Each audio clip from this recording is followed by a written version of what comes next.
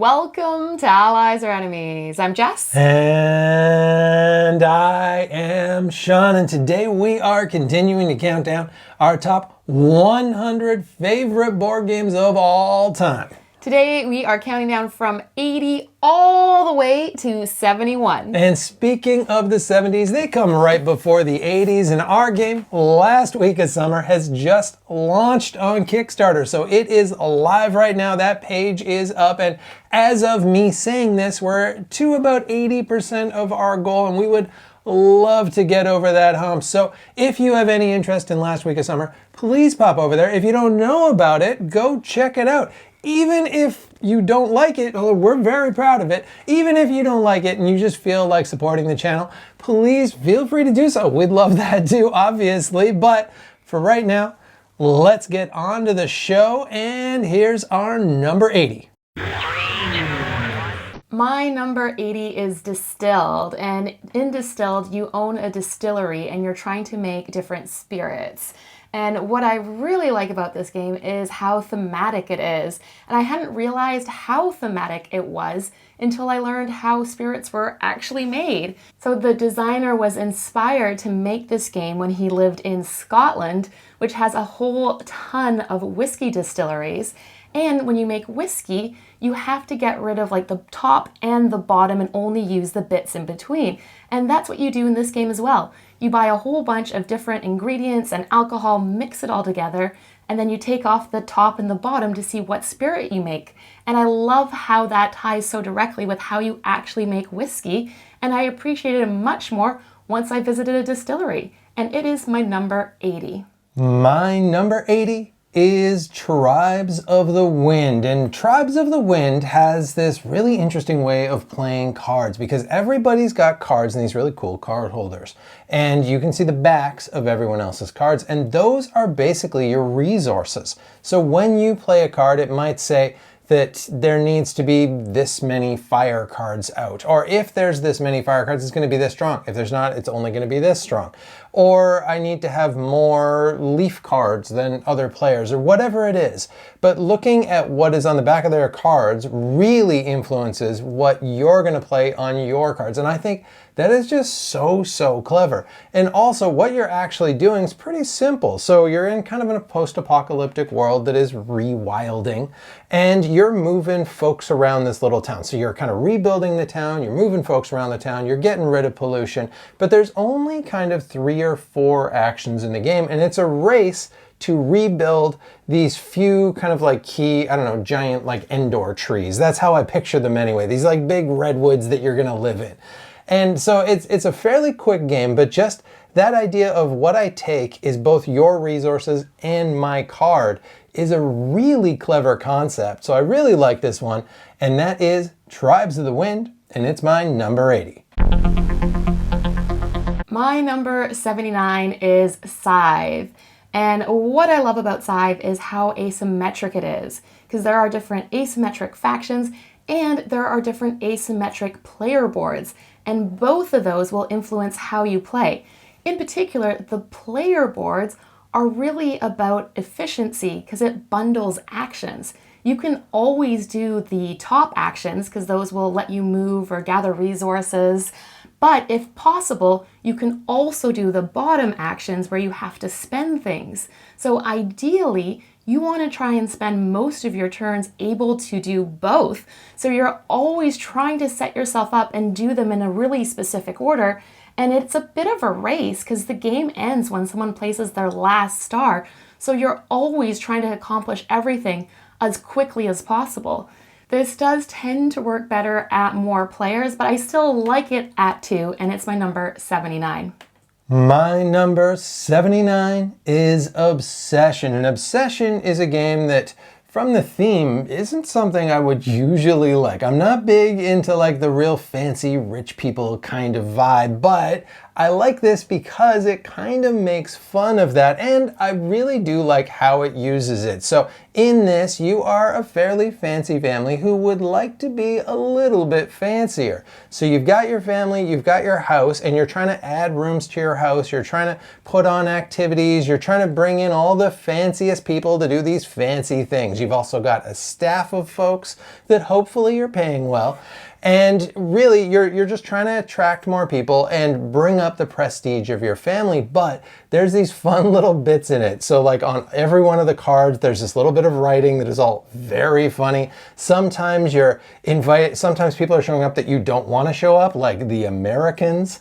And it's got this very British comedy kind of aesthetic to it. But on the surface, it is really just straight up Jane Austen, which I think is what makes it so funny, is that it's just here and there sneakily funny if you're really looking for it. But even without that, just mechanically, this game also works really well. And it is my 79. My number 78 is Colt Express, which is a Western cowboy train robbing game that is complete chaos. So you are different cowboys, and on your turn, you have to play a card. And the card actions are like climbing, moving, punching, shooting, picking up loot off the ground. So there aren't too many actions, but everybody plays one card at a time until the end of the round, and then all of the cards get flipped, and then they get revealed, and it's then that the actions get performed. And it's amazing how easy it is to lose track of everything. Because you'll be like on your third turn, yeah, I'm going to punch somebody because I know they're definitely there. And it turns out you're on the roof all by yourself. And so you can never plan things perfectly. And it's really quick and easy to teach to people. It's really chaotic, and it is my number 78. My number 78 is Distilled, which you just had on your list as well. And Distilled is another one like Obsession where I probably shouldn't be that into the theme. Well, I'm really not that into the theme. We tried to drink whiskey when we were in Scotland. It is not for me. I'm sorry out there, whiskey drinkers, but I do like how the theme ties into the mechanics. I do like that top and bottom card, taking those off. I also like that you age those cards and you put them into your casks, and there's a little bit of a thing where you're seeing how long you can keep those in there to build up those points, but also you do need that money, so you got to take those out sometimes. It's not quite push your luck, but it's something kind of akin to that. And I just like the classiness of this whole production too. Boy, is this ever nice. And it is my 78. My number 77 is Maracaibo, and Maracaibo is designed by Alexander Pfister, who is a master of the rondel and multi-use cards. And I think this really combines those two mechanics really well. For the multi-use cards, they can be goods, or you can spend money to play them, and they can have really powerful play effects, like being assistants that give you extra actions, or being able to like strengthen other actions. So you really do want to play them, but you also have to spend them sometimes as goods. Also, the rondel is interesting because you can move 1 to 7 spaces on your turn. So the pace of the game is really going to be set by the players. If everyone playing is moving 1 or 2 spaces, you're all going to get a lot done. But if somebody is really pushing it and moving 6 or 7 spaces, they're going to push the pace. They won't get a lot done, but neither will the other players. So that can be really interesting. I recommend trying it.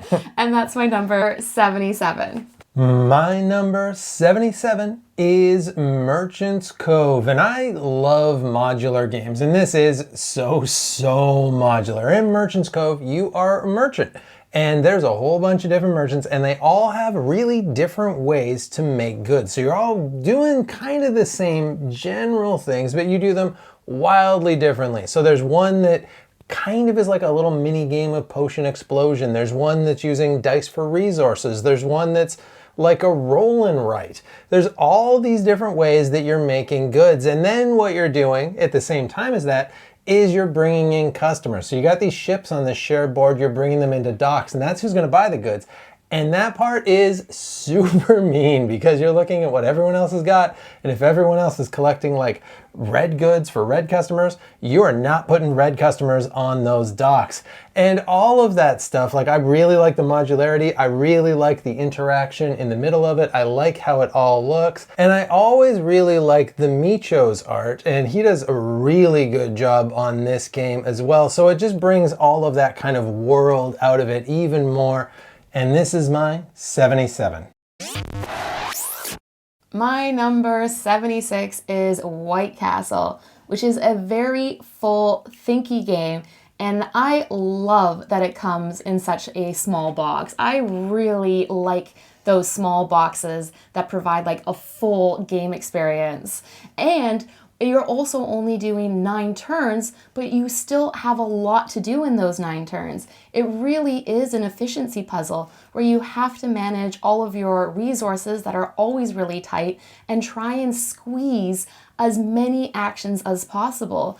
And I love how almost impossible it feels to do a lot, but you're usually able to figure it out. And I'm always surprised by how much I've got done by the end of the 9th turn. And it is my number 76. My number 76 is Dinosaur World. And I talked about a couple of games so far on this list that have themes that I'm not usually into. Dinosaur World, I am the most into. I love dinosaurs. And I love that this has got a whole bunch of different dinosaur meeples. I love that you're growing dinosaurs with DNA. And I really like that this is kind of that whole like Jurassic Park experience. So the first 2 dinosaur games, well, Dinosaur Island and then the Dinosaur Island expansion, didn't quite do as much as I hoped that they would. But then this one came out and you're actually making the park, you're driving the Jeep around the park, you're showing people all your different dinosaurs. And so it feels a little bit less abstracted and a little like you're actually doing that thing that you really wanted to be doing. And so I like that they came back to it and they really made that premise pay off. And that's my number 76. And we'll be back with our 75 with this short but rad message.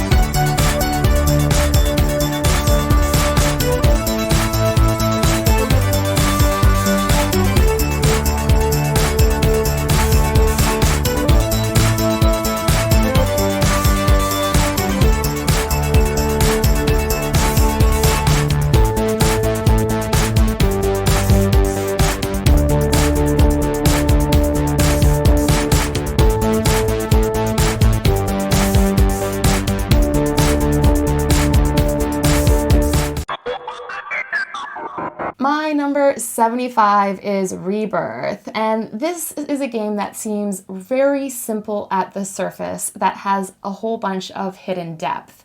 On your turn, you pick up one of your tiles and you place it on the board. And so when you're placing your tile, you often will get immediate points for groups. You're also thinking about a little bit of area control because you get points for having controls of the castle at the end. And there are also different goals, and that really kicks things up a notch. And it's different goals depending on what side of the board you're on. So for one side, you're racing to these different goals. So you're keeping an eye on your opponent, figuring out which ones they're going for and which ones you can try and accomplish. And the other one are goals you're getting throughout the game that are secret goals that you're really trying to make sure you score all of, because everyone is really trying to. So even though you're just placing one tile, there is a lot of thinking that goes into where you're putting that tile down. And it is my number 75. My number 75 is Seven Wonders Architects, and there's a lot of Seven Wonders games out there. I like basically all of them, but this is one of my favorites, and I like it for a whole bunch of reasons. First of all, I love how unbelievably easy this is. This is the easiest one to teach to new players because it takes that same concept. You're taking a card and you've got kind of 3 different ways to win, and you're just working towards those different ways to win. But I like that those cards are between you and the player who's next to you, and you're just drafting off the top, so there's no more kind of pass and draft. It simplifies that a little bit. I also like that the wonder that you're building is actually a physical wonder, and it comes in this really fun little box as well. And those are all asymmetric. Some of them are a little stronger, but still, they are all asymmetric. They all do slightly different things. And so each time you play this, it's like you have a little bit of a different experience trying to win with those. And once you get kind of better at this, it's fun to try and use the ones that are maybe a little weaker, give other people the ones that are a little stronger. It evens things out. So there is some positive to that too. And it is my 75. My number 74 is Architects of the West Kingdom. And this is a worker placement game, but I find often a lot of worker placement games really kind of restrict the number of workers you have or restrict the number of workers that can go on spaces. This one, you start with 20 people you can put out, and everyone can pretty much go on all the spaces. But for every person you have on a space, you get to do more of that if you put another person on. So if I'm on a wood space and I already have 2 workers there and I put a 3rd worker on, I get 3 wood. And I can keep doing that. What stops me is my opponents have to capture me. And so I love that mechanic because it's very tactical. Because if you're not picking my people up, I'm going to keep doing it. I may not know what I'm going to use like 5, 6 wood for, but if I can get it, I'm definitely going to get it. So it's a really clever game where you have to spend a turn stopping your opponents or they're going to run away with things. And it does probably work better at more players than 2, but it is really easy to introduce to people. It's the capture mechanic is something I hadn't seen before, and it's my number 74. My number 74 is Manhattan Project Energy Empire. And this is a game that we just played at a convention when we had a bit of time. We knew nothing about this whatsoever. It just happened to be available on the shelf. And it blew us away. Then we learned later we were playing totally wrong. And then we played it right, and then it really blew us away. And this is a game by Luke Laurie, who's gone on to do even, bigger, more famous games. But I think this is a real hidden gem for him. I don't know how hidden it is, but it's a little bit hidden maybe. And in Energy Empire, you're all your different countries and you're trying to use energy. But you've got a choice whether or not to use green energy, which isn't going to pay off as much, but isn't as dangerous, or to use dirty energy, which you're going to get more out of, but there's a lot of environmental danger from using that. And I really like that there are those 2 different paths. There's also really clever worker placement, really clever way to use card tableau. A lot of the stuff that now that I think about it, he kind of brings back and uses in other games like Dwelling of Eldervale, especially that card tableau. So this is really worth checking out if you haven't played it, and it is my 74. My number 73 is Just One, and this is my go-to game to play with non-gamers. I've played this with my extended family, I've played this with coworkers, and everyone has really enjoyed it. It's a cooperative word game, and it's pretty easy to explain because lots of the answers are in the title. So how it works is there is one word that somebody needs to guess. Everybody else has to write one clue, and it can only be one word. And so then everyone compares their clues to each other. Any duplicates have to get erased, and then the person has to guess with the remaining clues. So it's really fun to play with people because you have to think a couple of clues away. You don't ever want to give the most direct clue because other people probably will, but it can be a lot of fun, especially if like all but one clue gets erased and that clue no longer makes any sense without the rest of the context. But it's been great to bring people into gaming and it's my number 73. My number 73 is Beyond the Sun, and we've talked about a lot of very pretty games on this list so far, and this is not amongst them. Beyond the Sun, in all honesty, looks like a giant spreadsheet, but boy, is it ever a fun spreadsheet. So in Beyond the Sun, it's kind of an action selection-ish game, but you're building more actions as you go, and they're kind of in this little, like, it almost looks like a tournament bracket.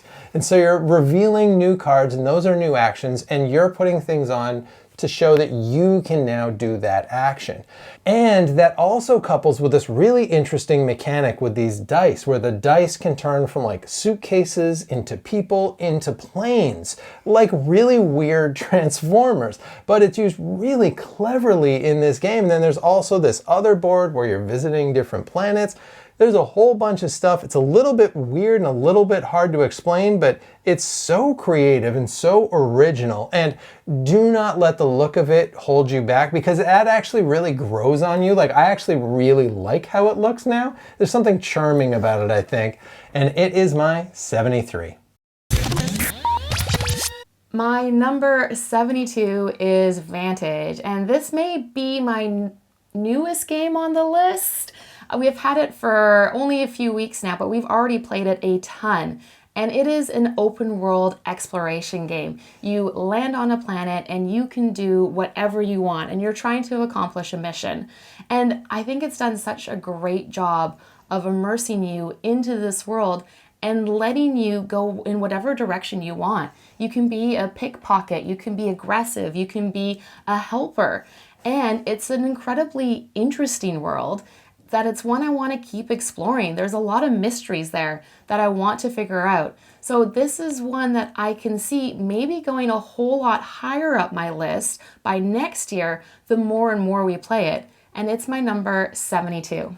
My number 72 is Tiletum. And in Tiletum, you are, I guess you could visit Tiletum, which is a city in Belgium. Is it really important to this game? No, it is absolutely not. This game is kind of set in a very beigey Europe, but the things that it does super well. And the main thing that it does well is how it uses dice. So it's got this cool kind of resource mechanic where you've got dice on this wheel. One half of the wheel is resources that you're getting. The other side of the wheel is the actions that you're getting, and you're going to get more of one or the other. So if you've got one on 6, I believe you're going to get 6 resources, but only 1 action. If you got it on 1, you're only going to get 1 resource, but 6 kinds of that action.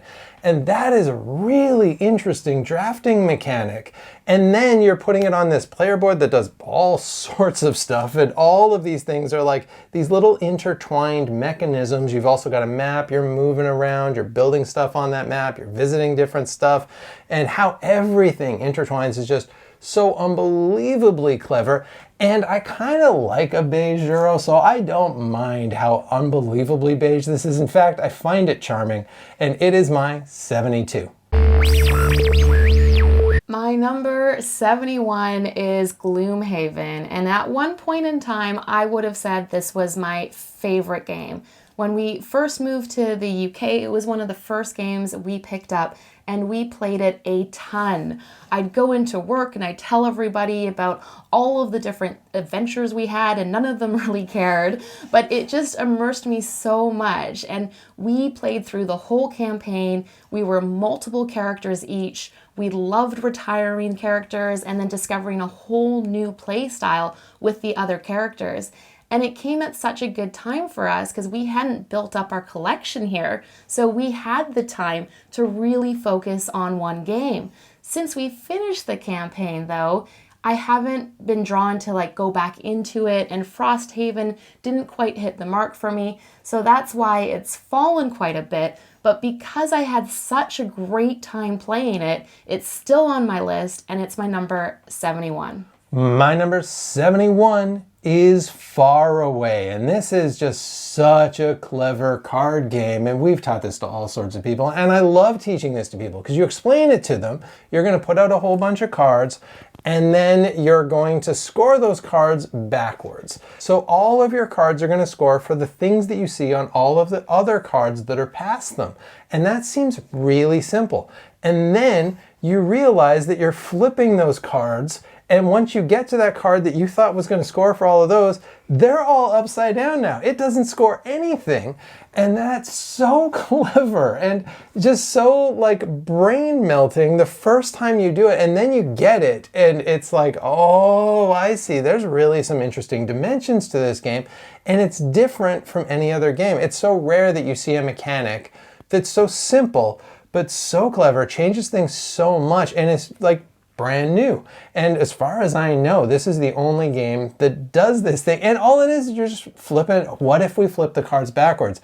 It was a great question. And the answer is it's going to be super fun. And it's mine, 71. And that is it. That brings us all the way down to number 71, which means next time we are counting down the 60s, and if any eagle-eyed viewers notice, the beginning and end of this video we had to reshoot, and I actually got my hair cut in between, so my beard's suddenly a little bit shorter. And again, our Kickstarter last week of summer is live right now, and we're really close to getting funded, so please go check it out. And as usual, thank you so much for watching. Please like, subscribe, and hopefully we'll see you next time for another game.